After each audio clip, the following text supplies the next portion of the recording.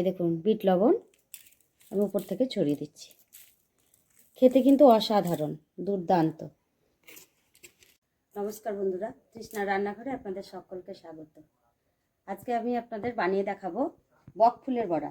এই যে দেখুন বক ফুল, এটাকে পরিষ্কার করে ধুয়ে নিয়েছি এবং ভেতরে একটা শীষ ছিল, সেটা আপনাদের আমি হয়তো দেখাতে পারিনি, আগেই বেছে ফেলেছি। এখানে নিয়ে নিয়েছি বড় চামচের 3 চামচ বেসন।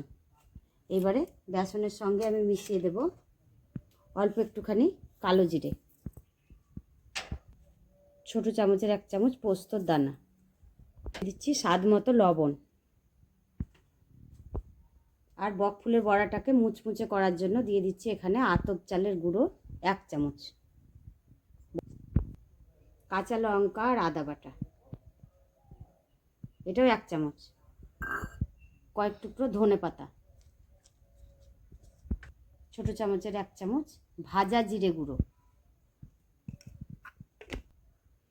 আর অল্প একটুখানি চিনি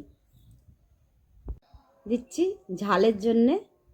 দিয়েছি তো কাঁচা লঙ্কা, আর একটু রঙের জন্য দিয়ে দিচ্ছি একটু শুকনো লঙ্কার গুঁড়ো, আর দেবো আন্দাজ মতো হলুদ। এইবারে এটাকে আমি খুব ভালোভাবে জল দিয়ে ফেটিয়ে নেব। ব্যাটারটা যেন খুব একটু পাতলাও না হয় আর গাঢ়ও না হয়, সেই মতোভাবে জল দিয়ে আমি ফেটাবো। এই দেখুন বন্ধুরা, ঠিক এইভাবে ব্যাটারটা হবে, খুব না ঘন না পাতলা। ব্যাটারটা তবে আমার তৈরি হয়ে গেছে।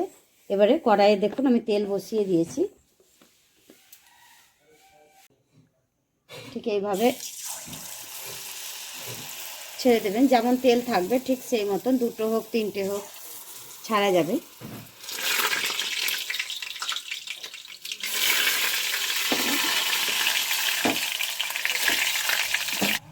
এই দেখুন বন্ধুরা কত সুন্দর ফুলে উঠেছে, এই দেখুন।